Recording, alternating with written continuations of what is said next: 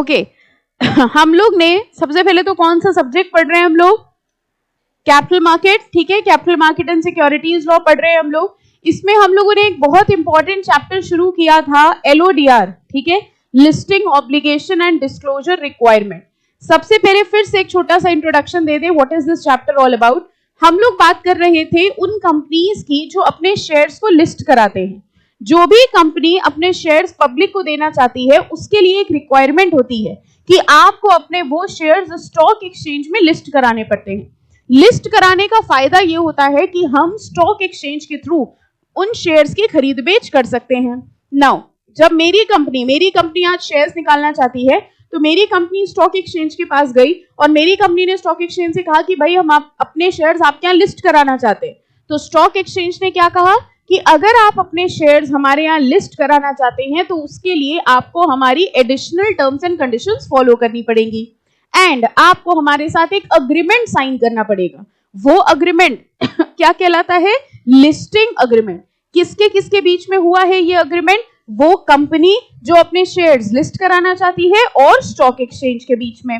ये जो एडिशनल शर्तें होती हैं, एडिशनल टर्म्स एंड कंडीशंस हैं, इन्हीं को ही क्या नाम दिया गया है? LODR, मतलब लिस्टिंग ऑब्लिगेशन। लिस्ट होने की क्या ऑब्लिगेशंस हैं, क्या ड्यूटीज हैं और क्या क्या चीजों का आपको डिस्क्लोजर करना पड़ेगा।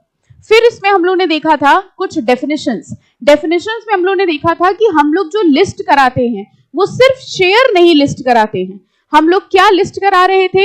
Designated securities. ये वर्ड यूज था अगर आपको याद हो, ठीक है। डेजिग्नेटेड सिक्योरिटी के अंदर बहुत सारी चीजें थी, ठीक है। स्पेसिफाइड सिक्योरिटीज थी, डिबेंचर्स थे, प्रेफरेंस शेयर्स थे, ओके। उसमें से भी हम लोग ने पढ़ा था स्पेसिफाइड सिक्योरिटीज, और स्पेसिफाइड सिक्योरिटी में क्या था? इक्विटी शेयर्स, ठीक है। Equity shares and convertible securities जो थी उनको कहा जा रहा था स्पेसिफाइड सिक्योरिटी। यानी अगर कोई भी कंपनी अपने share, debenture, preference shares, anything, इनमें से कुछ भी लिस्ट कराने जाएगी तो उसके ऊपर सेबी की ये LODR रेगुलेशंस एप्लीकेबल हो जाएंगी। फिर हम लोग ने देखा था कि वो कौन कौन सी ऑब्लिगेशंस हैं जो सबको फॉलो करनी है, ये याद आया?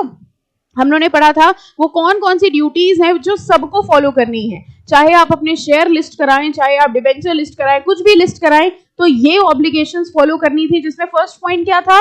कंप्लायंस ऑफिसर, यानी एक CS को अपॉइंट करना पड़ेगा। फिर हम लोगों ने देखा था शेयर ट्रांसफर एजेंट को अपॉइंट करना पड़ेगा, इंटरमीडियरीज के साथ कोऑपरेट करना पड़ेगा, डॉक्यूमेंट्स को प्रिजर्व करना पड़ेगा। जिसमें दो कैटेगरीज के डॉक्यूमेंट्स थे, वो जिनका प्रिजर्वेशन परमानेंट होना है, हमेशा के लिए उनको प्रिजर्व करके रखना है, और वो जिनका प्रिजर्वेशन कुछ समय के लिए था, 8 इयर्स के लिए, ठीक है। फिर filing of necessary information, scheme of arrangement याद है कि अगर वो लिस्टेड कंपनी कभी मर्जर अमालगमेशन में जाती है तो उसकी वो जो स्कीम है वो सेबी के अगेंस्ट नहीं हो सकती, स्टॉक एक्सचेंज के अगेंस्ट नहीं हो सकती। फिर ये 7th 8th पॉइंट हमने आपको रीड करने के लिए दिया था, हो गया था? कोई डाउट इसमें? सिंपल पॉइंट्स थे। और अब आ जाइए, यहां से हम लोग को आज स्टार्ट करना है वेरी इंपॉर्टेंट की provisions pertaining to corporate governance. हमने आपको पहले भी बताया था एज अ कंपनी सेक्रेटरी आपके लिए ये प्रोविजन सबसे इंपॉर्टेंट है। जब हम लोग बात करते हैं कॉर्पोरेट गवर्नेंस की, अब ध्यान से अंडरस्टैंड करना, कॉर्पोरेट गवर्नेंस का मतलब कंपनी, पहले कॉर्पोरेट वर्ड का मतलब क्या हो गया? कंपनी, एंड गवर्नेंस मींस जो उनकी गवर्निंग बॉडी है। गवर्निंग बॉडी मतलब जो उस कंपनी को एक्चुअली चला रहा है। क्या आप बता सकते हैं कंपनी को एक्चुअली कौन चलाता है? डायरेक्टर्स चलाते हैं कि शेयर होल्डर चलाते हैं? डायरेक्टर्स। शेयर होल्डर तो डे टू डे काम में पार्टिसिपेट ही नहीं करते हैं। शेयर होल्डर्स ने तो सिर्फ कंपनी का शेयर ले लिया और पैसा लगा दिया, लेकिन कंपनी के डे टू डे अफेयर्स में कौन काम कर रहा है? डायरेक्टर्स। यानी अगर हम ये कहें कि कंपनी की गवर्निंग बॉडी कौन है तो वो होते हैं हमारे directors. Now board of directors rather. Now यहाँ पे कॉर्पोरेट गवर्नेंस का मतलब हम लोग वो सारे रूल्स एंड रेगुलेशंस देखने वाले हैं जो एक कंपनी की गवर्निंग बॉडी पे लगते हैं।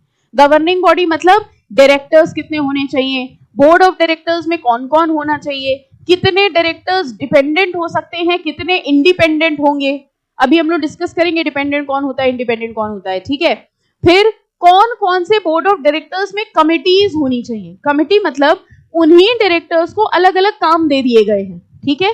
तो कौन कौन सी कमेटी होनी चाहिए? कुल मिला के कंपनी का बोर्ड ऑफ डायरेक्टर किस तरह से काम करना चाहिए, डायरेक्टर्स की एज लिमिट कितनी होनी चाहिए, कितने टाइम में रिटायर होने चाहिए, किस तरह से अपॉइंट होंगे, ये सारे रूल्स एंड रेगुलेशंस को कलेक्टिवली क्या वर्ड दिया जाता है? कॉर्पोरेट गवर्नेंस, यानी एक कंपनी की गवर्निंग बॉडी के rules and regulations. Okay, that is what is corporate governance. Okay, अब देखिए क्या है, यहां जो हम लोग कॉर्पोरेट गवर्नेंस के पॉइंट्स पढ़ने जा रहे हैं वो है सेबी एलओडीआर रेगुलेशंस के हिसाब से। नाउ कॉर्पोरेट गवर्नेंस के पॉइंट्स कंपनीज एक्ट के हिसाब से भी हैं। कंपनीज एक्ट भी तो आप सोचिए ये बताता होगा ना कि कितने बोर्ड ऑफ डायरेक्टर्स होने चाहिए। बिल्कुल बेसिक सी बात करते हैं, सबने थोड़ा सा कंपनी लॉ तो पढ़ा ही है। एक बात बताइए, एक प्राइवेट कंपनी में कम से कम कितने डायरेक्टर्स होने चाहिए? 2 की 3 की 5? अच्छा, 2 + 3 = 5। प्राइवेट कंपनी में कितने होने चाहिए? 2, पब्लिक कंपनी में 3, और एक कंपनी में मैक्सिमम कितने डायरेक्टर होंगे? 1। क्या बताया? 1 नहीं, 1% हमने पूछा ही नहीं। एक कंपनी में मैक्सिमम कितने डायरेक्टर हो सकते हैं? 15। पक्का? ठीक है, इनको बढ़ाया जा सकता है, बढ़ा सकते हैं, घटा सकते हैं। ये जो रूल्स एंड रेगुलेशंस हैं कि मिनिमम 3 होते हैं, ये सबने पढ़ा है, ईटी में भी था कि मिनिमम 2 डायरेक्टर्स होते हैं प्राइवेट में, फिर 3 होते हैं, फिर कितने मैक्सिमम डायरेक्टर हो सकते हैं, देन एक डायरेक्टर कितनी कंपनी में डायरेक्टर हो सकता है। ये भी कॉर्पोरेट गवर्नेंस के रूल्स हैं, लेकिन ये कॉर्पोरेट गवर्नेंस के रूल्स हैं किसके हिसाब से? कंपनीज एक्ट के हिसाब से। अब हम लोग जो पढ़ने वाले हैं वो कॉर्पोरेट गवर्नेंस के रूल्स हैं किसके हिसाब से? सेबी एलओडीआर रेगुलेशंस के हिसाब से। ये किसके ऊपर लगते होंगे? Listed company. अब अगर आप किसी लिस्टेड कंपनी में अपॉइंट होते हैं तो आपको कंपनीज एक्ट तो देखना ही है, एडिशनली आपको एलओडीआर रेगुलेशंस के ये प्रोविजंस भी देखने पड़ेंगे। वैसे सोच के बताइए, नॉर्मल जनरल सी बात, कंपनीज एक्ट के प्रोविजन ज्यादा स्ट्रिक्ट होते होंगे कि एलओडीआर के? कंपनीज एक्ट किसके ऊपर लग रहा है? अनलिस्टेड या सबके ऊपर लग रहा है? एडिशनली लिस्टेड कंपनी से कहा गया कि अगर तुम शेयर्स की खरीद बेच स्टॉक एक्सचेंज के थ्रू करना चाहते हो तो हम तुम्हारे ऊपर एडिशनल नियम शर्तें लगा रहे हैं। एडिशनल नियम शर्तों का मतलब क्या हो गया? कुछ एक्स्ट्रा रूल्स एंड रेगुलेशंस हैं जो हम आपके ऊपर लगा रहे हैं। मतलब तुम्हारे ऊपर वो तो लग ही रहा है जो कंपनीज एक्ट कह रहा है, प्लस तुम्हारे ऊपर ये भी लगेगा। इसीलिए तो आप बताइए, ज्यादा ट्रस्टवर्दी कौन सी कंपनीज होंगी, लिस्टेड या अनलिस्टेड? क्यों? क्योंकि उनके ऊपर रूल्स एंड रेगुलेशंस ज्यादा लग रहे हैं। ठीक है, तो अब हम लोग जो कॉर्पोरेट गवर्नेंस के प्रोविजंस पढ़ेंगे वो एलओडीआर के हिसाब से हैं। देखिए, the listed entity which has listed it's specified securities, वो लिस्टेड एंटिटी जिसने अपनी स्पेसिफाइड सिक्योरिटीज को लिस्ट कराया है। आपको याद होगा स्पेसिफाइड सिक्योरिटीज क्या होती थी? Equity shares and convertible securities, इनको कहा जाता था स्पेसिफाइड सिक्योरिटीज।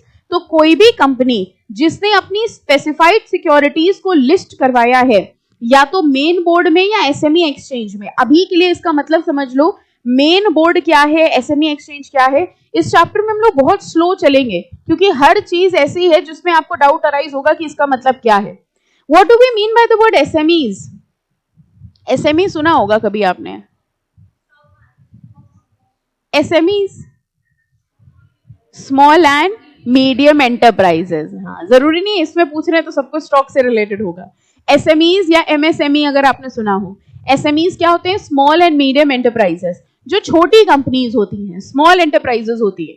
नाउ देखो, बेसिक से बात समझिएगा, किसी भी कंपनी को स्टॉक एक्सचेंज में लिस्ट होने के लिए एक बड़ी कंपनी होना जरूरी है। मतलब अगर आप एक बड़ी कंपनी है, आपका मार्केट कैपिटलाइजेशन बड़ा है, आपका नेटवर्थ ज्यादा है, टर्नओवर ज्यादा है, तब आप अपनी शेयर्स को लिस्ट करिए स्टॉक एक्सचेंज में। लेकिन जो छोटी कंपनीज हैं, वो छोटी कंपनीज कह रही हैं इस तरह से हम तो अपने आप को कभी लिस्ट ही नहीं करा पाएंगे स्टॉक एक्सचेंज में। ठीक है, स्टॉक एक्सचेंज में लिस्ट करने का पर्पस क्या है? मेन सिर्फ एक पर्पस है, बताओ क्या? स्टॉक एक्सचेंज में कोई भी कंपनी अपने शेयर्स लिस्ट अगर करा रही है, उसका पर्पस क्या है? शेयर्स की खरीद बेच आसान करना। ठीक है, शेयर्स को स्टॉक एक्सचेंज में लिस्ट कराने का मतलब आपने अपनी दुकान के काउंटर में सामान लगा दिया। जो सामान आप गोडाउन में रखे हैं वो ज्यादा बिकता है या जो काउंटर में लगाए हो वो ज्यादा बिकता है? जो काउंटर में लगाए। सिमिलरली वो कंपनी जिन्होंने अपने शेयर्स लिस्ट करा के रखे हैं उनकी खरीद बेच ज्यादा आसान होगी। तो अगर हम चाहते हैं कि हमारे शेयर्स की खरीद बेच इजी हो जाए तो हम उसको लिस्ट कराएंगे स्टॉक एक्सचेंज। अब स्टॉक एक्सचेंज में लिस्ट करने का जो क्राइटेरिया है वो बहुत बड़ा क्राइटेरिया है कि आपका नेटवर्थ और आपका कैपिटलाइजेशन बहुत ज्यादा होना चाहिए। तो छोटी कंपनीज ने कहा कि भैया हम भी चाहते हैं कि हमारे शेयर्स की खरीद बेच हो, हम भी चाहते हैं कि हम स्टॉक एक्सचेंज में शेयर्स को लिस्ट करें ताकि लोग हमारे शेयर खरीद सकें, लेकिन हम इतनी बड़ी कंपनी नहीं है, हम आपके क्राइटेरिया को फॉलो नहीं कर सकते। तो स्टॉक एक्सचेंज ने कहा अच्छा ठीक है, तुम परेशान ना हो, हम तुम्हारे लिए एक छोटा स्टॉक एक्सचेंज खोल दे रहे हैं। समझ में आया? ये छोटे स्टॉक एक्सचेंज का मतलब क्या हो गया? ये स्टॉक एक्सचेंज उन कंपनी के शेयर्स को लिस्ट करेगा जो छोटी कंपनीज हैं, यानी कि एसएमईज हैं, और इनको क्या कहा जाता है? SME exchange. एसएमई एक्सचेंज समझ गए? This is a stock exchange for SMEs. Okay, small and medium enterprises के लिए ये स्टॉक एक्सचेंज है। तो अब भले ही आप छोटी कंपनी हो, भले ही आपका कैपिटल उतना ना हो, लेकिन फिर भी आपको स्टॉक एक्सचेंज के थ्रू शेयर्स की खरीद बेच करने का बेनिफिट मिल जाएगा। ठीक है, तो ये जो एसएमई, ये इनोवेटर्स ग्रोथ प्लेटफॉर्म भी यही होता है जो इनके लिए बनाया गया है, छोटी कंपनीज के लिए, स्टार्टअप्स के लिए, नई छोटी कंपनीज के लिए। ओके, और मेन बोर्ड, अब बताओ क्या हुआ? जो मेन स्टॉक एक्सचेंज है, तो जो बड़ा स्टॉक एक्सचेंज है उसको मेन बोर्ड बोल दिया, और एसएमई एक्सचेंज वो छोटा स्टॉक एक्सचेंज है जो कि एसएमईज के लिए बनाया गया। ठीक है, अभी के लिए इतनी बात समझ में आ गई। अब पूरी लाइन पढ़ो, कह रहे हैं वो लिस्टेड एंटिटी जिन्होंने अपनी specified securities recognised stock exchange में लिस्ट करी है, या तो मेन स्टॉक एक्सचेंज में या एसएमई स्टॉक एक्सचेंज में, has to comply with certain corporate governance provisions which are specified, important mark करो, फ्रॉम रेगुलेशन 17 to 27, 17 से 27 रेगुलेशन नंबर दी हुई हैं। जैसे एक एक्ट में सेक्शंस होते हैं, वैसे ही रेगुलेशंस में रेगुलेशन नंबर होते हैं। क्या आप हमको बता सकते हो ये रेगुलेशन 17 to 27 कौन सी रेगुलेशंस की हैं? कौन सी रेगुलेशंस की रेगुलेशन है ये? एलओडीआर के। ठीक है, यानी listing obligation and disclosure requirement के अंदर बहुत सारी रेगुलेशंस होंगी, रेगुलेशन 1, रेगुलेशन 2, रेगुलेशन 3, उसमें रेगुलेशन 17 से लेके 27 तक के जितने प्रोविजंस हैं वो सब किससे डील कर रहे हैं? Corporate governance. इसका नंबर याद कर लेना। कई बार डायरेक्टली वो कॉर्पोरेट गवर्नेंस वर्ड यूज नहीं करेंगे, लेकिन वो सीधे पूछ रहेंगे रेगुलेशन 17 to 27। तो ये बहुत इंपॉर्टेंट चीज है, ये आपको पता होना चाहिए। एक चीज नॉलेज के लिए आपको बता दे रहे हैं, हमने आपको बताया था ये एलओडीआर रिक्वायरमेंट को पहले क्या कहा जाता था? Listing agreement. लिस्टिंग अग्रीमेंट का क्लॉज 49 हुआ करता था कॉर्पोरेट गवर्नेंस का। तो जब लिस्टिंग अग्रीमेंट था तो उसके क्लॉजेस थे, वो अग्रीमेंट था तो उसके क्लॉजेस थे, उसमें क्लॉज 49 हुआ करता था कॉर्पोरेट गवर्नेंस का। वही चीज अब क्या हो गई है? Regulation 17 to 27। तो इसलिए बता दिया क्योंकि कभी अगर किसी किताब में या कहीं किसी के मुंह से आप सुनो ना clause 49 of the listing agreement, तो परेशान ना होना कि ये क्या चीज है। वही क्लॉज 49 अब क्या बन गया है? Regulation 17 to 27 of the LODR regulations. Any confusion? पक्का? अच्छा, मेन बोर्ड मतलब मेन स्टॉक एक्सचेंज जो है, जो बड़ा वाला स्टॉक एक्सचेंज है वो मेन बोर्ड हो गया, और एसएमई मतलब जो छोटा स्टॉक एक्सचेंज एसएमई के लिए बनाया गया। Any confusion? पक्का? अच्छा, एक बात बताइए, मान लीजिए हमने अपनी कंपनी के नॉन कन्वर्टेबल डेट इंस्ट्रूमेंट्स को लिस्ट करवाया। ठीक है, मेरी कंपनी के कुछ नॉन कन्वर्टेबल डेट इंस्ट्रूमेंट्स थे, हमने उनको स्टॉक एक्सचेंज में लिस्ट करवाया, and I have not complied with the regulation 17 to 27 of the LODR regulation. As a company secretary advised whether I have done any non-compliance. ये क्या हो गया अचानक से? आपको तो लगा कहानी चल रही है। इस सत्संग में क्रॉस क्वेश्चनिंग होती है, समझ आया? सत्संग में और क्लास में यही फर्क है, हम बीच बीच में क्वेश्चन पूछ सकते हैं। I'll repeat the question, ठीक है? My company has listed some of its non-convertible debentures in the stock exchange. ठीक है, and the company has not complied with the provisions of regulation 17 to 27 of the LODR regulation. As a company secretary advised whether any non-compliance has been done. Okay, how many of you say non-compliance हुआ है? Non-compliance हुआ है? Okay, कितने लोग कह रहे नहीं हुआ है? क्यों नहीं हुआ है? मतलब एक जन हाथ उठा के बताओ ताकि समझ में आए। ये रेगुलेशंस किन के ऊपर एप्लीकेबल है? जिन्होंने क्या लिस्ट करवाया हो।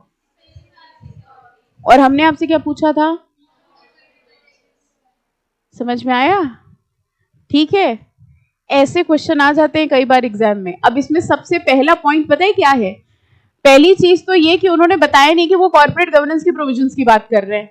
जैसे ही उन्होंने, अभी देखो आपके सामने ये लिखा था बड़ा बड़ा, इसलिए आपको बहुत मजा आ गई है ना, but I can bet you ये क्वेश्चन कर नहीं पाएंगे आप। क्यों? क्योंकि सोचो, एक मिनट, अब सोचो, ठीक है, ये क्वेश्चन एग्जाम में आया अब सबसे पहले क्वेश्चन ये आया कि a company has issued its non-convertible debt instruments and has not done compliance with regulation 17 to 27। पहले तो आप यही देख के परेशान हो जाओगे, 17 to 27 ये क्या था? रेगुलेशन नंबर तो हमने याद ही नहीं करे।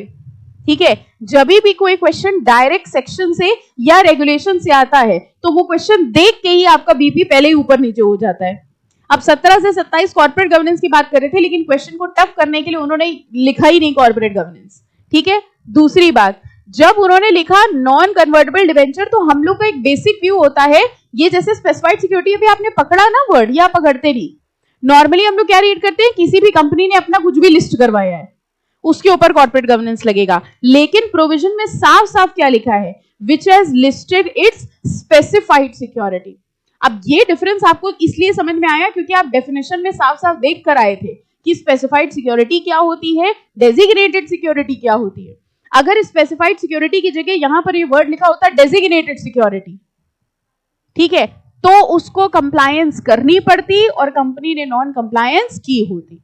लेकिन हमारे क्वेश्चन के हिसाब से, I hope now the question is understood. पहली चीज, स्पेसिफाइड सिक्योरिटी में सिर्फ इक्विटी शेयर और कन्वर्टेबल इंस्ट्रूमेंट्स आते हैं। मेरे क्वेश्चन में हमने आपको बताया नॉन कन्वर्टेबल डिबेंचर, यानी उनके ऊपर ये 17 से 27 एप्लीकेबल नहीं होगा। तो एज अ कंपनी सेक्रेटरी आपको ये एडवाइस करना होगा कि कंपनी ने कोई नॉन कंप्लायंस नहीं किया है। क्लियर? 3 लाइनें थी लेकिन थी खतरनाक, है ना। चलो आगे देखो कह रहे हैं, अब ये कॉर्पोरेट गवर्नेंस में है, कह रहे ये सब चीजें हम लोग देखेंगे। हम लोग डायरेक्टली आगे देखते हैं कहां से स्टार्ट करेंगे। सबसे पहले बात करेंगे रेगुलेशन 17 की, composition of board of directors. ठीक है, the board of directors have an optimum combination of executive and non executive directors. कह रहे बोर्ड ऑफ डायरेक्टर्स में एग्जीक्यूटिव भी होने चाहिए, नॉन एग्जीक्यूटिव भी। क्या आप बता सकते हैं ये एग्जीक्यूटिव डायरेक्टर्स कौन होते हैं? सुना है कभी? जो एक्टिवली पार्टिसिपेट करते हैं। ओके, तो वो डिपेंडेंट होते हैं कि इंडिपेंडेंट? डिपेंडेंट होते हैं। और नॉन एग्जीक्यूटिव कौन होते हैं? वो इंडिपेंडेंट होते हैं हमेशा। तो फिर दो वर्ड्स क्यों यूज करें? इंडिपेंडेंट और नॉन एग्जीक्यूटिव एक ही बात होती है? एक बात तो नहीं होती है। फिर फर्क क्या होता है? देखो, ठीक है, ऐसे ही पूछ लेते हैं आपसे, पता है नहीं पता है, ठीक है। देखो हमारी कंपनी में जो डायरेक्टर्स होते हैं वो बेसिकली दो तरीके के होते हैं। एक होते हैं, अभी ना बनाना, अभी सिर्फ देखना, बाद में हम टाइम देंगे बनाने का। एक होते हैं हमारे एग्जीक्यूटिव डायरेक्टर्स और एक होते हैं नॉन एग्जीक्यूटिव। ये जो एग्जीक्यूटिव डायरेक्टर्स होते हैं ये कंपनी के इंप्लॉइज होते हैं। इंप्लॉय का मतलब ये कंपनी में ऑन रोल्स काम करते हैं, इनको सैलरी मिलती है। अब ये बताओ, अगर एग्जीक्यूटिव डायरेक्टर कंपनी का इंप्लॉय है और इनको कंपनी से सैलरी मिल रही है, तो ये डिपेंडेंट हुए कि इंडिपेंडेंट हुए? डिपेंडेंट हुए, इनको सैलरी मिल रही है, इसका मतलब इनका कैटेगरी क्या हो गई? डिपेंडेंट। ठीक है। नॉन एग्जीक्यूटिव जो होते हैं, they are not the employees of the company. Not the employees of the company का मतलब they are not on rolls. अब एम्प्लॉय नहीं है तो काम कैसे करते हैं? कुछ नहीं, मीटिंग्स अटेंड करने आते हैं। ठीक है, ये कंपनी में रेगुलर एम्प्लॉय नहीं है। जब कंपनी की मीटिंग होती है तब इनको बुला लिया जाता है, मीटिंग में डिस्कशन करते हैं, फिर ये चले जाते हैं। So they are not the employees of the company. ठीक है।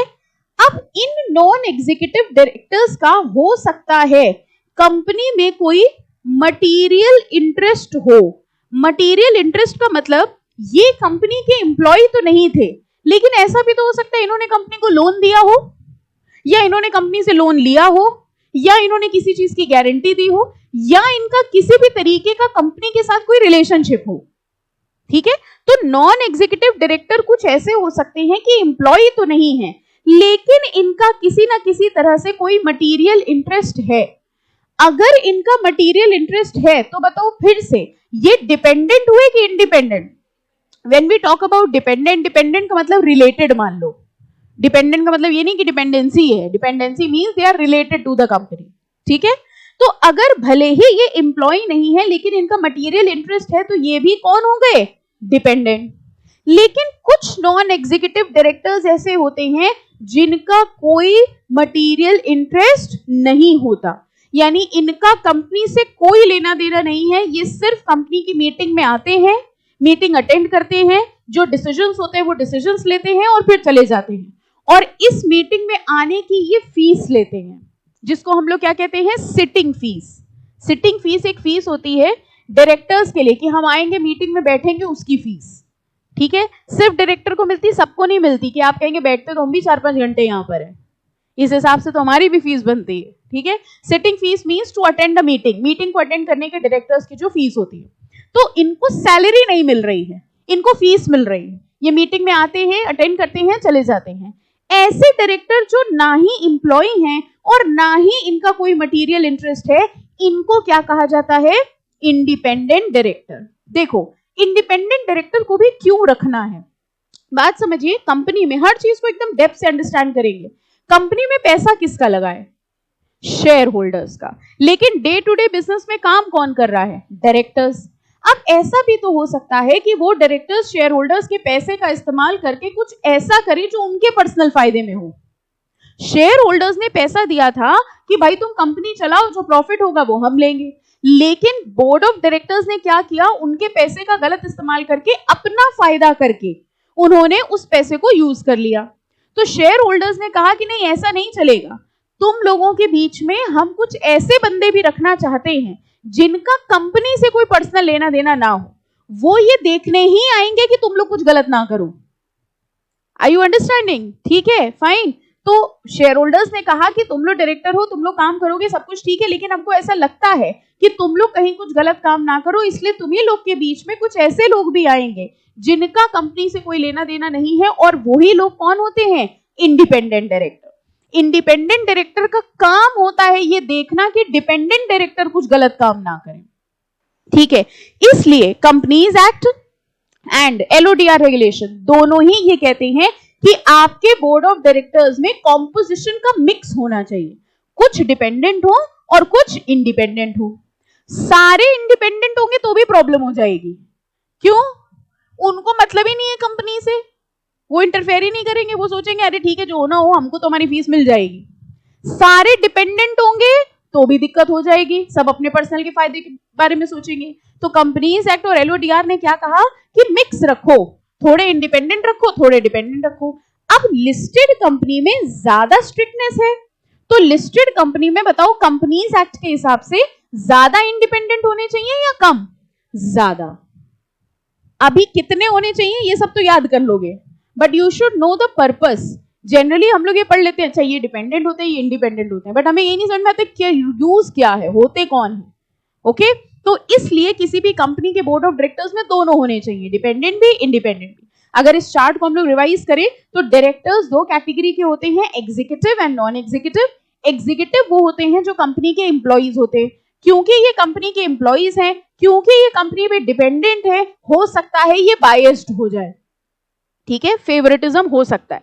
नॉन एग्जीक्यूटिव वो होते हैं जो कंपनी के एम्प्लॉय नहीं होते हैं, लेकिन इसमें भी दो कैटेगरी आएंगी। हो सकता है नॉन एग्जीक्यूटिव वालों का कंपनी में कोई मटेरियल इंटरेस्ट हो, मटेरियल इंटरेस्ट मतलब किसी भी तरीके का कोई फाइनेंशियल ट्रांजैक्शन इन्होंने कर रखा है, ओके, मतलब उनको कंपनी से कुछ ना कुछ लेना देना है। अगर हाँ बेटा, ये बेटा डायरेक्टर्स की बात हो रही है, ओनर्स तो शेयर होल्डर्स हो गए, ठीक है, फाइन। मटेरियल इंटरेस्ट अगर है तो फिर से वो क्या हो गए, डिपेंडेंट। लेकिन ऐसे नॉन एग्जीक्यूटिव जिनका कोई मटेरियल इंटरेस्ट नहीं है वो होते हैं इंडिपेंडेंट। अब इस पूरी कहानी में हम एक चीज आपसे पूछेंगे, ट्रू एंड फॉल्स बताना, ठीक है। सारे इंडिपेंडेंट डायरेक्टर नॉन एग्जीक्यूटिव होते हैं, लेकिन सारे नॉन एग्जीक्यूटिव जरूरी नहीं है कि इंडिपेंडेंट हो।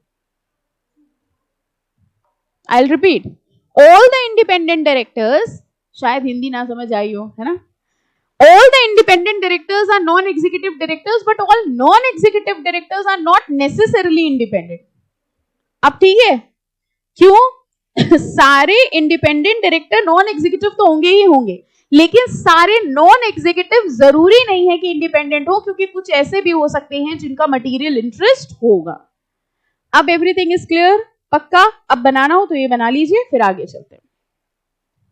वैसे ये सब कुछ कंटेंट कंपनी लॉ का है, तो जो बच्चे मॉड्यूल 2 पहली बार पढ़ रहे हैं उनको कंपनी लॉ में थोड़ा सा अच्छा हो जाएगा। You will be benefiting from this.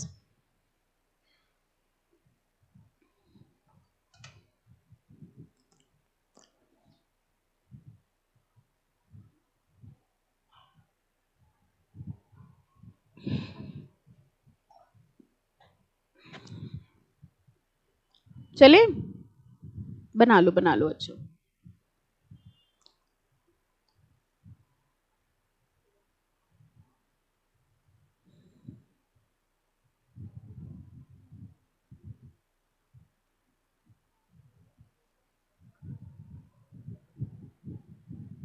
चलें आगे। ओके, यहां तक की बात क्लियर है। अब देखो हम लोग पढ़ क्या रहे थे, हम लोग पढ़ रहे थे composition of board of directors, जो कि है regulation 70। Board of directors shall have optimum combination of, अब बताओ ये लाइन क्लियर हुई कि नहीं? Optimum combination of executive and non executive. कह रहे हैं एग्जीक्यूटिव भी होने चाहिए, नॉन एग्जीक्यूटिव भी होने चाहिए, विद एटलीस्ट 1 विमेन डायरेक्टर। एक विमेन डायरेक्टर होनी चाहिए। क्यों? कह रहे कम से कम एक विमेन डायरेक्टर होनी चाहिए। क्यों? बोर हो जाएंगे वो लोग अकेले, और क्या, मजा नहीं आएगा, ग्लैमर नहीं रहेगा।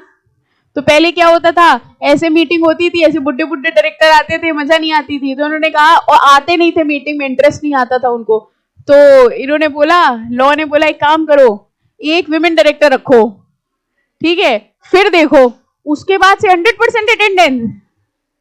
ऐसा नहीं है, ये सब बातें काल्पनिक थी, लिख मत आना एग्जाम में, उनका मन नहीं लगता था। That is just a point of women empowerment, ठीक है। धीरे धीरे हमारी कंट्री में हर चीज में विमेन को एक इंपॉर्टेंट रोल दिया जा रहा है, इसलिए उन्होंने कहा एटलीस्ट 1 विमेन डायरेक्टर होनी चाहिए। एंड नॉट, अच्छा एटलीस्ट 1 की ओनली 1? एक से ज्यादा विमेन हो सकती हैं। अच्छा एक कंपनी थी उसमें सारी विमेन थी, वैलिड और इनवैलिड? लड़ाई तो नहीं करेंगी आपस में, ठीक। And not less than 50% of the board of director shall comprise of non executive. अब धीरे धीरे समझना, कह रहे हैं हमारे बोर्ड ऑफ डायरेक्टर्स में कुछ एग्जीक्यूटिव होने चाहिए, कुछ नॉन एग्जीक्यूटिव होने चाहिए, ठीक है। अब पहली कंडीशन, एक होनी चाहिए विमेन डायरेक्टर कम से कम, एंड 50% कम से कम ऐसे होने चाहिए जो नॉन एग्जीक्यूटिव हो, ठीक है। 2 कंडीशंस हो गई, at least 1 women director and at least 50% होने चाहिए who shall comprise of non-executive. However, the board of directors, अब ये ध्यान से देखना, the board of directors of top 500 listed entities shall have at least 1 independent women director. पहले तो सिर्फ इतना शब्द समझो, 1 independent women director मतलब एक विमेन डायरेक्टर होनी चाहिए, और वो किस कैटेगरी की होनी चाहिए? इंडिपेंडेंट कैटेगरी की। कह रहे हैं ये कंडीशन सबसे पहले अप्लाई करी गई टॉप 500 कंपनीज। हमारे देश में जब भी कंपनीज के ऊपर कुछ रूल लगाते हैं ना, तो कभी भी ऐसे नहीं कहते कि सबके ऊपर लगा दो, धीरे धीरे फेजेस में लगाते हैं। जैसे सबसे पहले वो ये रूल लगाते हैं पहली 500 कंपनीज के ऊपर, टॉप 500 के ऊपर, फिर वो कहेंगे टॉप 1000 के ऊपर, फिर वो कहेंगे टॉप 2000 के ऊपर, फिर वो कहेंगे सबके ऊपर, ऐसे फेज्ड मैनर में लगाते हैं, ठीक है। तो इन्होंने कहा टॉप 500 को 1 इंडिपेंडेंट विमेन डायरेक्टर रखनी थी बाय 1 अप्रैल 2019, और टॉप 1000 लिस्टेड एंटिटीज को रखना था at least 1 independent women director by 1 April 2020। तो अगर हम आज की बात करें तो आज क्या सिनेरियो होगा कि जो टॉप 1000 लिस्टेड एंटिटीज हैं उनके यहां एक विमेन डायरेक्टर, इंडिपेंडेंट डायरेक्टर होनी चाहिए। क्लियर? Any doubt? हमने आपको बताया था, ये जो हमने बोला टॉप 500, ये कैसे पता चलता है कि टॉप 500 कौन सी कंपनीज हुई? टॉप 500 को निकालने के लिए हम लोग देखते हैं कंपनी का मार्केट कैपिटलाइजेशन। हमने आपको बताया था market capitalization is what? Number of shares into market price. तो हर कंपनी का, रिलायंस कंपनी के 100 शेयर मार्केट में है, एक शेयर 100 रुपए का है, ठीक है, तो ये उनका निकल आया मार्केट कैपिटलाइजेशन। ऐसे ही सारी कंपनीज का मार्केट कैपिटलाइजेशन निकालेंगे, उसमें से जो टॉप 500 होगी या टॉप 1000 होंगी उनके ऊपर ये रूल एप्लीकेबल हो जाएगा। तो अभी तक हम लोगों ने 3 बातें पढ़ी। सबसे पहली चीज, जो फर्स्ट कंडीशन थी वो तो कॉम्पोजिशन मिक्स होना चाहिए। फर्स्ट कंडीशन, एक विमेन डायरेक्टर होनी चाहिए। Second, 50% of the board of directors should be non executive, ठीक है। और टॉप 1000 एंटिटीज के लिए क्या रूल था? 1 women director who should be independent. Clear? इस चैप्टर के लिए स्पेशली हम आपको बता दें, ये चार्ट बना के याद होता है चैप्टर, सिर्फ किताब में पढ़ लेने से कुछ भी नहीं होगा। इसके लिए आपको इसका चार्ट बनाना पड़ेगा क्योंकि इसी की तरीके की बहुत सारी कंडीशंस हैं अभी। ओके, इसका चार्ट बनाइएगा और जहां आप पढ़ते हैं या जहां आप सोते हैं वहां पर, या आपका अगर कोई रूम हो, अगर आपके घर वालों ने कुछ अलॉट किया हो, आपको कुछ है अलॉटेड कि बोल देते हैं छत पे जाके पढ़ो, पास तो वैसे भी नहीं होगी, जहां पढ़ना हो पढ़ लो, है ना। जो भी जगह आपकी एक अलॉटेड होगी वहां पर उस चार्ट को लगा दीजिए, ताकि आगे बैठते, आगे मतलब चलते फिरते उठते बैठते आप उस चार्ट को देखें और मेमोराइज करें, ठीक है। ये चार्ट बना के ही याद कर पाएंगे। देखिए, कुछ चीजें होती हैं जो हमें अंडरस्टैंड करनी होती है और कुछ चीजें होती हैं जो हमें रटनी पड़ती हैं। That is why we always say कि we have to clear the exam by hook or by crook. Hook मतलब क्या हो गया? समझनी। अब इसको समझ तो लिया आपने, याद रखना इंपॉर्टेंट है ना। याद कैसे रखोगे इतनी सारी चीजें? तो समझने के लिए हमने अंडरस्टैंड कर लिया, याद रखने के लिए उसको आपको बाय डिफॉल्ट रखना पड़ेगा। और रटने का वही तरीका है जो बचपन से होता है, लिखो और रोज उसको टर्न करो, तब वो आपकी मेमोरी में फिट हो पाएगा, ठीक है। तो चलिए देखिए, कॉम्पोजिशन का इन्होंने एक चार्ट बनाया है। ये चीज तो हम लोगों ने पढ़ ली। एटलीस्ट 50% कौन होने चाहिए? नॉन एग्जीक्यूटिव, ये हमने बता दिया आपको। और एटलीस्ट 1 कौन होनी चाहिए? Women director. यहां तक कोई दिक्कत? ठीक है। अब हम लोग इस पोर्शन पे फोकस करेंगे लॉजिकली, बहुत ध्यान से, ठीक है। पहले तो हमको बताओ, चेयरपर्सन कौन हुआ? चेयरमैन बोर्ड ऑफ डायरेक्टर्स हैं, ठीक है। उन बोर्ड ऑफ डायरेक्टर्स में एक चेयरमैन है, वो कौन हुआ? कौन मतलब इंसान नहीं पूछ रहे कौन हुआ, चेयरमैन मींस उस बोर्ड ऑफ डायरेक्टर का जो हेड हुआ वही हुआ। चेयरपर्सन का बेसिक मतलब होता है the person on the chair. इसका ये मतलब बिल्कुल नहीं बाकी सब दरी में बैठते हैं। Person on the chair means the person who is heading the meeting, ठीक है। तो हमारे बोर्ड ऑफ डायरेक्टर में कुछ एग्जीक्यूटिव है, कुछ नॉन एग्जीक्यूटिव, पूरा मिक्सचर है, और उन सबका एक हेड है जो कौन होता है? चेयरमैन, ठीक है।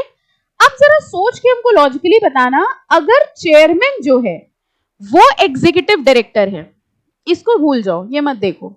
अगर चेयरमैन एग्जीक्यूटिव है, एग्जीक्यूटिव है मतलब डिपेंडेंट है तो हमारे बोर्ड ऑफ डायरेक्टर में ज्यादा इंडिपेंडेंट डायरेक्टर होने चाहिए या डिपेंडेंट ज्यादा होने चाहिए? थोड़ा लॉजिकली सोचना, हमें मिक्स चाहिए, ठीक है, कि कुछ अनफेयर ना हो। अगर हमारा चेयरमैन खुद ही डिपेंडेंट है, ठीक है, तो बाकी बोर्ड ऑफ डायरेक्टर्स में क्या होना चाहिए? इंडिपेंडेंट डायरेक्टर्स ज्यादा होने चाहिए, क्योंकि हमारा चेयरमैन खुद ही बायस ना हो जाए। और वाइस वर्सा, अगर हमारा चेयरमैन नॉन एग्जीक्यूटिव है तो इंडिपेंडेंट डायरेक्टर कम भी होंगे तो भी काम चल जाएगा। ये बात कन्विंसिंग लग रही है?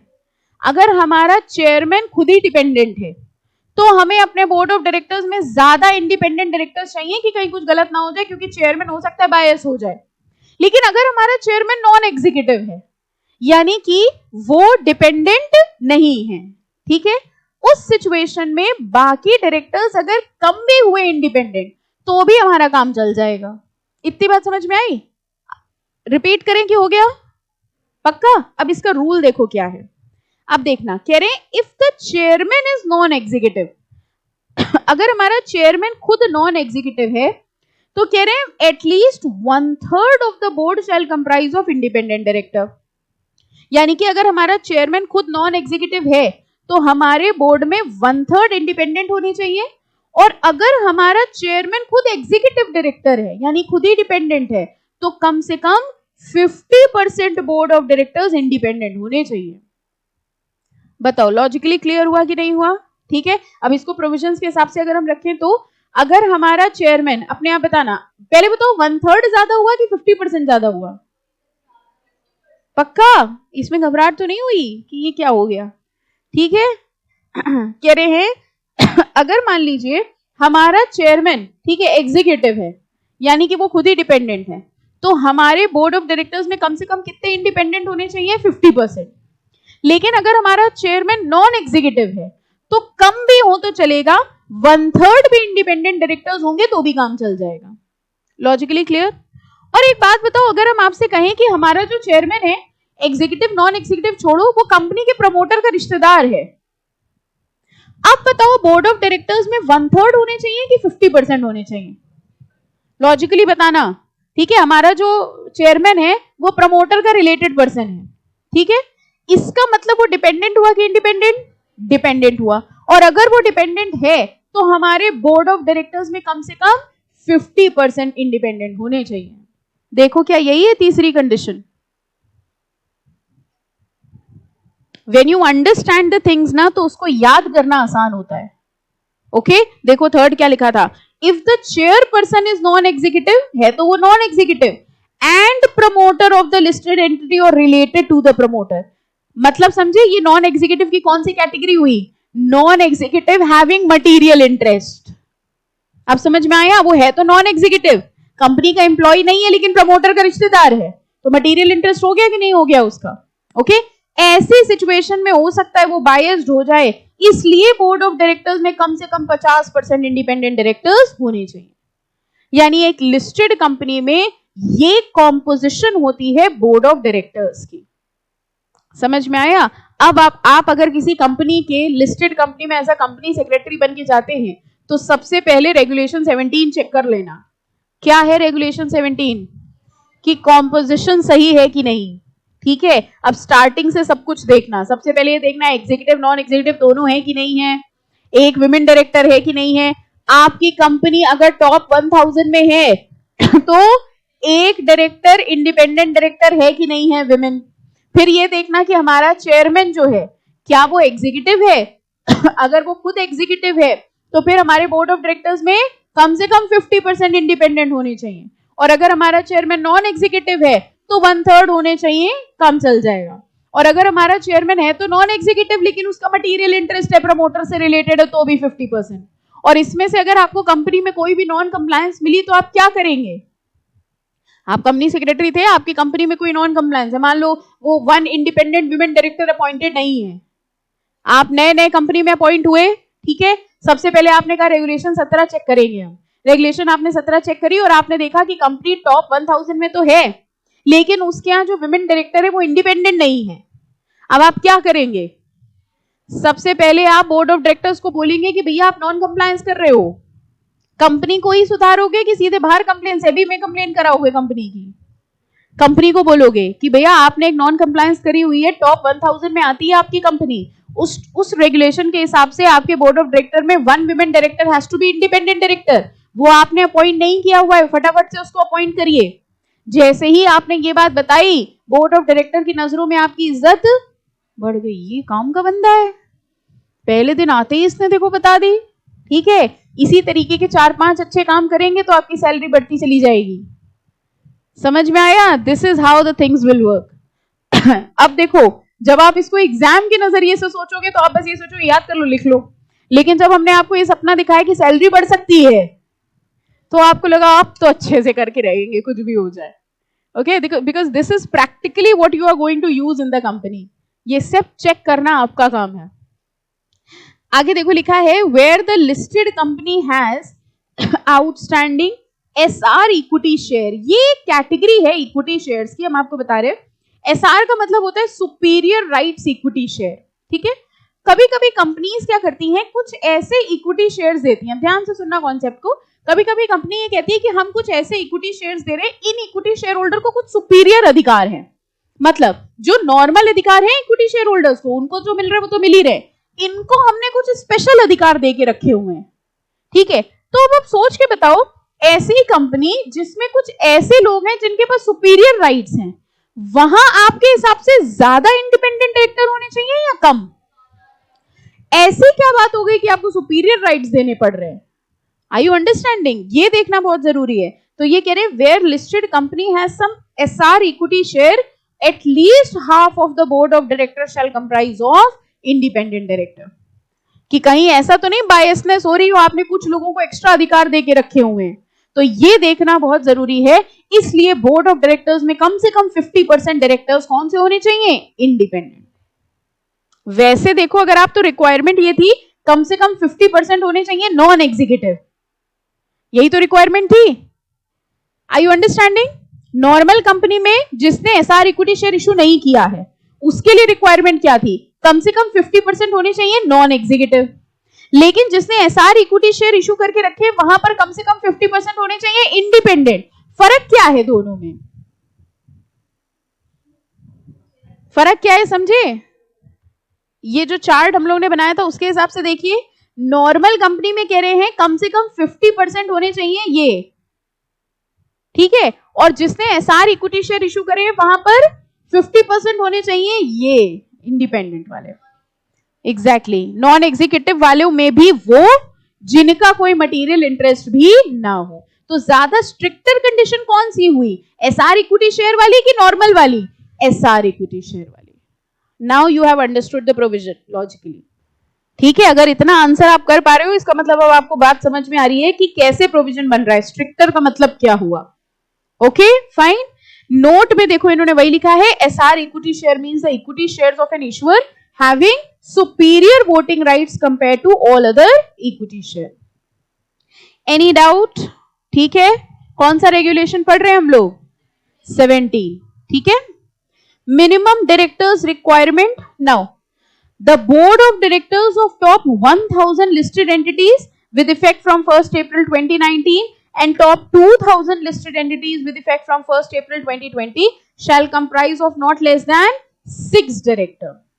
आप तो कह रहे थे प्राइवेट कंपनी में 2 होने चाहिए और पब्लिक कंपनी में 3 होने चाहिए, तो पब्लिक कंपनी में कम से कम 3 होने चाहिए, ये तो कह रहे हैं कम से कम 6 होने चाहिए। ये कौन सी कंपनीज हैं? पहली चीज तो ये लिस्टेड कंपनी है, उसमें से भी ये टॉप 2000 लिस्टेड एंटिटीज के लिए है। तो नॉर्मल कंपनी में कह रहे हैं कि अगर आपके बोर्ड में 3 डायरेक्टर हैं तो काम चल जाएगा। नाउ लिस्टेड कंपनी है तो आपके ऊपर ज्यादा रूल्स लगेंगे, और ज्यादा रूल्स होने का मतलब 3 से काम नहीं चलेगा। आपके में कम से कम कितने डायरेक्टर्स होने चाहिए? 6, ठीक है। टॉप 1000 नहीं लिए, इसमें इन्होंने ज्यादा कंपनीज उठा लिए, टॉप 2000। Any doubt? चले आगे। Maximum age of non executive director, कह रहे हैं जो नॉन एग्जीक्यूटिव डायरेक्टर है मैक्सिमम कितने एज तक ये काम करेंगे? No listed entity shall appoint a person or continue the directorship of any person as a non executive director who has attained the age of 75 years. यानी अगर आप यहाँ नॉन एग्जीक्यूटिव डायरेक्टर है और वो 75 साल का हो गया, अब आपको उसको हटाना पड़ेगा, ठीक है। 75 ईयर्स से ज्यादा का पर्सन नॉन एग्जीक्यूटिव डायरेक्टर नहीं हो सकता। लेकिन आगे क्या लिखा है? Unless a special resolution is pass to that effect. मतलब क्या ऐसा हो सकता है कि एक मिस्टर राम थे, वो 80 साल के थे, हम उनको, उनकी बहुत अच्छी क्वालिफिकेशन थी, भले ही वो 80 साल के हो गए लेकिन उनका नॉलेज बेस बहुत अच्छा था, हम उनको अपनी कंपनी में नॉन एग्जीक्यूटिव डायरेक्टर की तरह रखना चाहते हैं, रख सकते हैं। क्यों 75 ईयर्स तक ही अलाउड है? रख सकते हैं अगर हम क्या कर दें? स्पेशल रेजोल्यूशन पास करें। What do we mean by special resolution?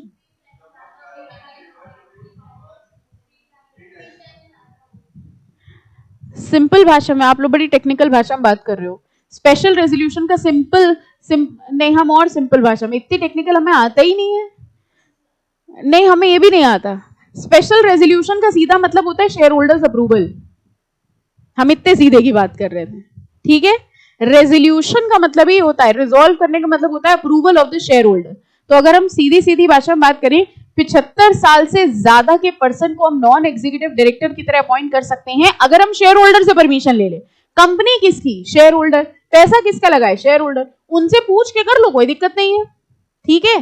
तो ये कह रहे हैं स्पेशल रेजोल्यूशन अगर पास हो जाए, इन which case explanatory statement annexed to the notice for such motion shall indicate the justification for appointment। अब शेयर होल्डर से अप्रूवल लोगे लेकिन उनको बताओ भी कि जरूरत क्या है कि इतने बुढ़े इंसान को तुम्हें नॉन एग्जीक्यूटिव डायरेक्टर की तरह रखना है, यंग जनरेशन को लो, ठीक है। तो आप उनको जस्टिफिकेशन बताइए, अगर वो कन्विंस हो जाएंगे, वो अपनी अप्रूवल दे देंगे, तब आप 75 साल से बड़े किसी भी इंसान को नॉन एग्जीक्यूटिव डायरेक्टर की तरह रख सकते हैं। Any doubt? Okay. The listed entity shall ensure that approval of shareholders for appointment of a person on the board of director or as a manager is taken. कह रहे हैं इसकी approval आपको कब लेनी है? At the next general meeting. General meeting क्या होती है? शेयर होल्डर्स की जो मीटिंग होती है उसको हम लोग क्या कहते हैं? General meeting. और बोर्ड मीटिंग क्या होती है? बोर्ड ऑफ डायरेक्टर्स की जो मीटिंग होती है वो होती है बोर्ड मीटिंग. अब ये कह रहे हैं 75 साल से ज्यादा के पर्सन को अगर तुम रखना चाहते हो तो शेयर होल्डर की अप्रूवल लो. शेयर होल्डर की अप्रूवल लेने का मतलब क्या हुआ? फोन करके पूछोगे, मीटिंग बुलाओगे. ठीक है. अब स्पेसिफिकली इस काम के लिए अलग से मीटिंग बुलाने की जरूरत नहीं है. जो अगली मीटिंग पड़े, नेक्स्ट जनरल मीटिंग जो पड़ेगी, उस नेक्स्ट जनरल मीटिंग में आप उनकी अप्रूवल ले लीजिएगा. और within a time period of 3 months from the date of appointment whichever is earlier. मतलब जिस दिन आप उनको अपॉइंट कर रहे हो या तो उसके 3 महीने के अंदर अंदर अप्रूवल ले लो, और अगर उसी बीच में कोई जनरल मीटिंग होनी हो तो जनरल मीटिंग में अप्रूवल ले लो. ठीक है. किस चीज की अप्रूवल? 75 ईयर्स से ज्यादा के पर्सन को नॉन एग्जीक्यूटिव डायरेक्टर की तरह अपॉइंट करने के लिए. Any doubt? हाँ बेटा. तो नहीं कर सकते. हाँ, अगर शेयर होल्डर्स ने मना कर दिया तो नहीं कर सकते. ओके. क्योंकि इसमें भी पर्सनल इंटरेस्ट हो सकता है ना बोर्ड ऑफ डायरेक्टर्स का. Okay. Meetings of the board कितनी बार मिले ये लोग? The board shall meet at least 4 times a year. एक साल में कम से कम 4 बार मीटिंग रखें. With a maximum time gap of 120 days between any 2 meetings. ठीक है. तो आई थिंक यही चीज एग्जैक्टली आपने कंपनी लॉ में भी पढ़ी होगी, अगर पढ़ा होगा तो. वैसे आई थिंक ईटी वाले बच्चों ने भी कंपनीज एक्ट पढ़ा है. आपके कोर्स में था, हमें अभी अभी याद आया. चैप्टर था ना, पढ़ा है ना सबने? हाँ. The board shall meet at least 4 times a year. कम से कम 4 बार मिले. ठीक है. विद अ मैक्सिमम, कम से कम 4 बार कि सिर्फ 4 बार? 4 से ज्यादा बार मीटिंग हो सकती है. ठीक है. और मैक्सिमम टाइम गैप, यानी ज्यादा से ज्यादा उनके बीच में 120 दिन का गैप हो. Quorum of the board meeting. Quorum क्या चीज होती है? कोरम का मतलब minimum number of members required to conduct a meeting. किसी भी मीटिंग को करने के लिए कम से कम कितने लोग चाहिए? The quorum for every meeting of the board of directors. फिर से वही आ गया. For the top 1000 listed entities from 1 April 2019 and top 2000 listed entities with effect from 1 April 2020. इन सब में यही वाला, ये वाला याद कर लेना, लास्ट वाला जो हो. ठीक है. 2020 वाला याद कर लेना. शैल भी. देखिए कोरम कितना होना चाहिए? 1/3 ऑफ इट्स टोटल स्ट्रेंथ. मतलब 1/3 ऑफ इट्स टोटल, जितने लोग हैं उसके 1/3 कम से कम कोरम में होने चाहिए.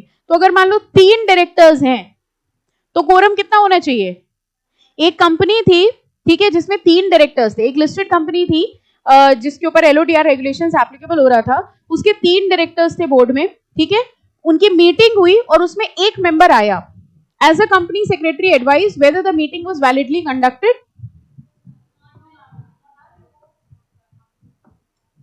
Valid or non-valid? नहीं, ये अभी हम यहीं पे रोके हुए हैं. और 3 डायरेक्टर छोड़ दो, अभी हम यही पूछ रहे हैं.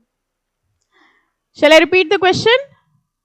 एक लिस्टेड कंपनी थी जिसके ऊपर एलओडीआर रेगुलेशंस एप्लीकेबल हो रहे थे. There were 3 directors on the board. उनकी बोर्ड मीटिंग हुई जिसमें एक डायरेक्टर आया. ठीक है. Was the meeting validly conducted? As a company secretary advice of any non-compliance. हाँ, यही ले लो, टॉप 2000 में थे. और बताओ, how many of you say as a company secretary की कंपनी ने कोई नॉन कंप्लायंस नहीं किया है?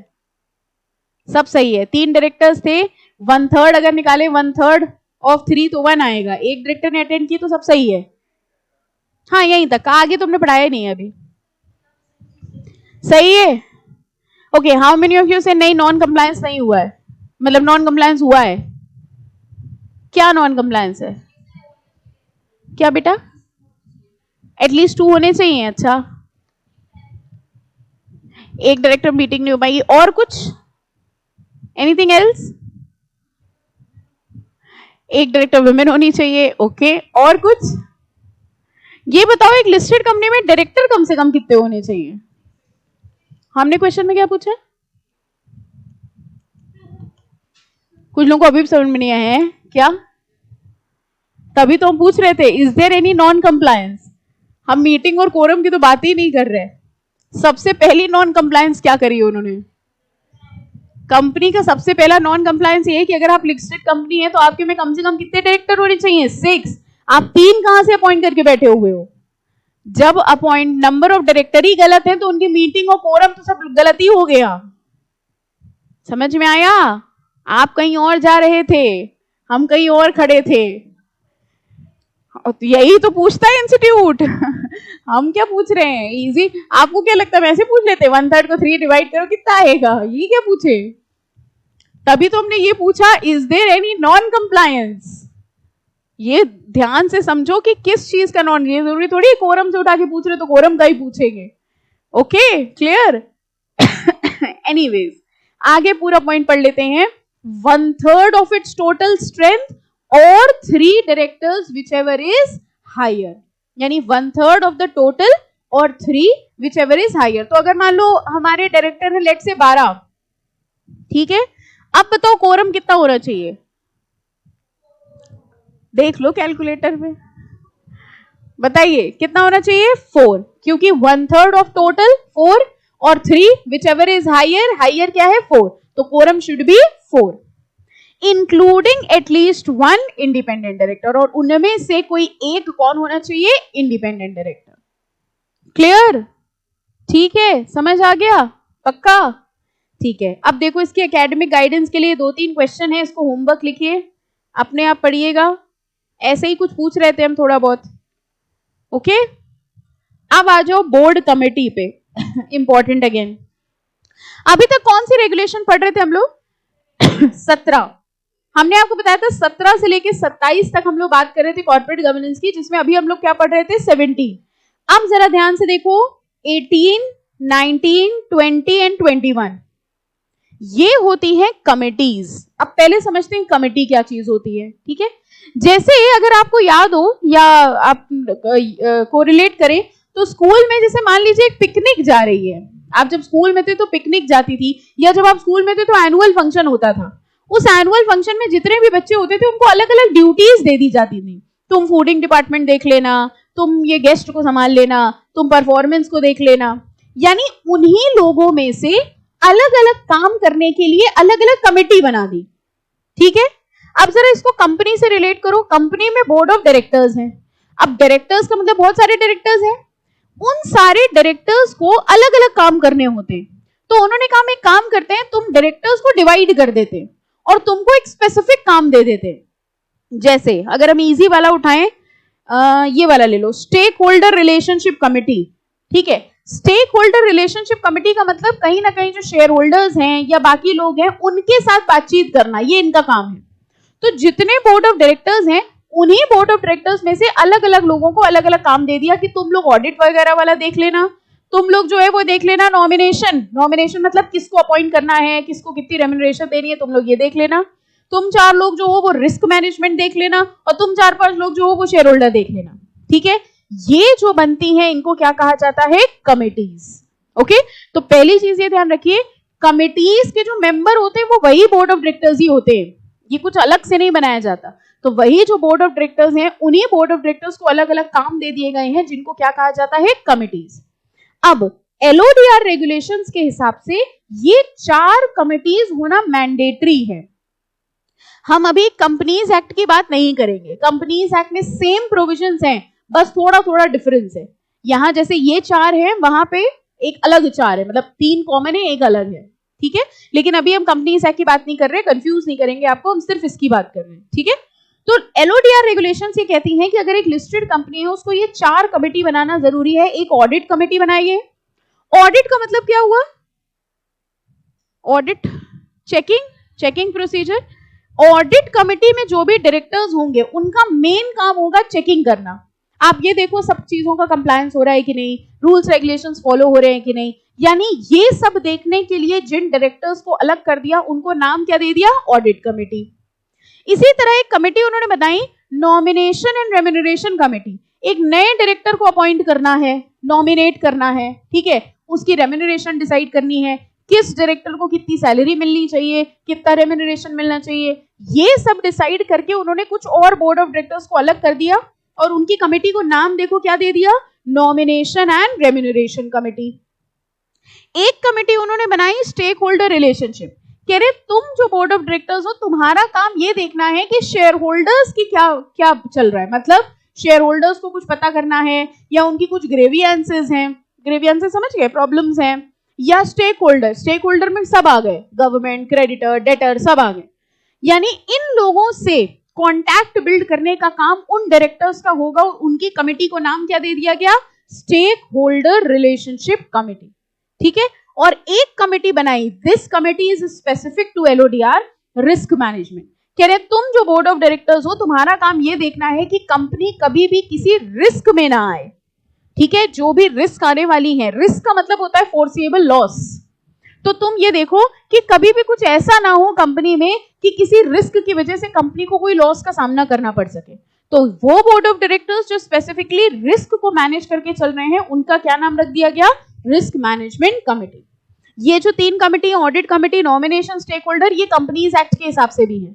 When I am saying companies act के हिसाब से, इसका मतलब I am talking about unlisted company, ठीक है। लिस्टेड कंपनी में ऑडिट कमिटी तो होगी ही होगी, स्टेक होल्डर रिलेशनशिप कमिटी भी होगी, नॉमिनेशन कमिटी भी होगी, और उनको एक और कमिटी एडिशनल बनानी है, लिस्टेड कंपनी, ठीक है, रिस्क मैनेजमेंट कमिटी। इसका भी लॉजिक समझो क्या है, अगर आप लॉजिक इसका जानना चाहें, ज्यादातर लोगों का पैसा किसमें लगा होता है? लिस्टेड में, क्योंकि वो बड़ी कंपनी है, उनके ज्यादा शेयर्स हैं, उन्होंने ज्यादा शेयर्स दिए हैं, पैसा ज्यादा लगा है शेयर होल्डर्स का, तो सेबी ये देखना चाह रहा है कि कहीं ऐसा ना हो उनका पैसा डूब जाए, इसलिए किसी भी रिस्क को तुम पहले से फोर्सी कर लो और उसके प्रोटेक्शन मेजर्स ले लो। तो these are the 4 committees which are mandatory. अब इन कमिटीज के अंदर का ये देखो है कॉम्पोजिशन, इसीलिए हम आपसे कह रहे थे चार्ट बना लीजिएगा। ये है कॉम्पोजिशन, सबके अलग अलग पॉइंट्स, मतलब जैसे अब ये पहली बात कर रहे हैं कॉम्पोजिशन की, अभी जो हम लोगों ने कॉम्पोजिशन पढ़ा था वो तो बोर्ड ऑफ डायरेक्टर्स का था कलेक्टिवली, यहां ये कह रहे हैं कमिटी का। तो सबसे पहले अगर ये कह रहे हैं कॉम्पोजिशन ऑफ ऑडिट कमिटी, इसका मतलब क्या हुआ कि ऑडिट कमिटी में कितने कितने मेंबर्स होने चाहिए। हम एक आपको रीड करके बता रहे हैं, देखना। The committee shall comprise of at least 3 directors. कौन सी कमिटी की बात कर रहे हैं? Audit committee. कह रहे हैं ऑडिट कमिटी में कम से कम 3 डायरेक्टर्स होने चाहिए। At least 2/3 of the members of audit committee shall be independent. कह रहे कम से कम 3 डायरेक्टर्स होने चाहिए और उसमें से 2/3 कौन होने चाहिए? इंडिपेंडेंट होने चाहिए। In case of a listed company having SR equity share, audit committee shall comprise of independent director। अच्छा, लॉजिकली सोच के बताओ, इन चारों कमिटीज में से सबसे ज्यादा इंडिपेंडेंट डायरेक्टर कौन सी कमिटीज में होने चाहिए? माय क्वेश्चन इज, इन चारों कमिटीज में से, ठीक है, audit committee, risk management, nomination, ठीक है, इन चारों कमिटीज में से आपको क्या लगता है सबसे ज्यादा इंडिपेंडेंट डायरेक्टर कौन सी कमिटी में होने चाहिए? ऑडिट कमिटी, क्योंकि ऑडिट कमिटी का काम ही क्या है? चेकिंग करना, ठीक है। अगर वो ही बायस्ड हो जाएंगे तो फिर प्रॉब्लम हो जाएगी, इसीलिए कह रहे हैं मिनिमम तुम्हारे 3 डायरेक्टर हो, 3 में से भी 1/3 नहीं, 2/3 इंडिपेंडेंट होने चाहिए। और अगर एसआर इक्विटी शेयर तुम्हारी कंपनी ने इशू करके रखे हैं तो सारे के सारे इंडिपेंडेंट डायरेक्टर्स होने चाहिए। Logically clear? ठीक है, तभी याद होगा। बिल्कुल इसी तरह देखिए, इन्होंने कॉम्पोजिशन दी है नॉमिनेशन एंड रेम्यूनरेशन की। अब नॉमिनेशन रेम्यूनरेशन में क्या कहा? Committee shall comprise of at least 3 directors, ये तो सेम है। All the directors of committee shall be non executive. Independent नहीं बोला, कह रहे हैं सारे के सारे कौन होने चाहिए? नॉन एग्जीक्यूटिव होने चाहिए। And at least 2/3 of the director shall be independent. Okay, अब जब जैसे जितने पॉइंट्स आएंगे तब कंफ्यूजन स्टार्ट होगी, क्योंकि अब ये आपको याद रखना है। लॉजिकली तो समझ लिया, लेकिन सबके पॉइंट्स में ये याद रखना डिफिकल्ट होता है, इसलिए इसको आपको चार्ट बना के याद करना पड़ेगा। वैसे इन्होंने चार्ट दे दिया है, ये भी चार्ट इजी है। आप ये क्योंकि 3-4 पन्नों में है, आप कोशिश करना एक बड़ा सा चार्ट पेपर लेके उसमें सारे लिख के एक साथ चिपका लेना, या डबल शीट ले लेना, चार्ट का खर्चा ना करना चाहो तो, ठीक है, सो दैट एक साथ आपको दिखता रहे तो इजीली याद हो जाएगा। अब स्टेक होल्डर का और रिस्क मैनेजमेंट का पढ़ लेंगे पक्का। तो जैसे कॉम्पोजिशन है बिल्कुल वैसे ही देखो, चेयरपर्सन आप बता रहे हो ऑडिट कमेटी में चेयरपर्सन कैसा होना चाहिए, नॉमिनेशन में कैसा होना चाहिए, स्टेक होल्डर में कैसा होना चाहिए और रिस्क मैनेजमेंट में कैसा होना चाहिए। तो एक बार ये चार्ट पढ़ के ट्राई करेंगे पक्का, ठीक है। एक बार थोड़ा थोड़ा पढ़ के आओगे ना तो आपको इजी भी हो जाएगा, बाकी हम लोग डिस्कस करेंगे फिर। Any doubt to anyone? समझ आ रहा है चैप्टर? टफ लग रहा है कि इजी? टफ की इजी? इजी, हाँ इजी नहीं है बट यू आर अंडरस्टैंडिंग, है ना। चलो नेक्स्ट लेक्चर में इसको कंटिन्यू करेंगे।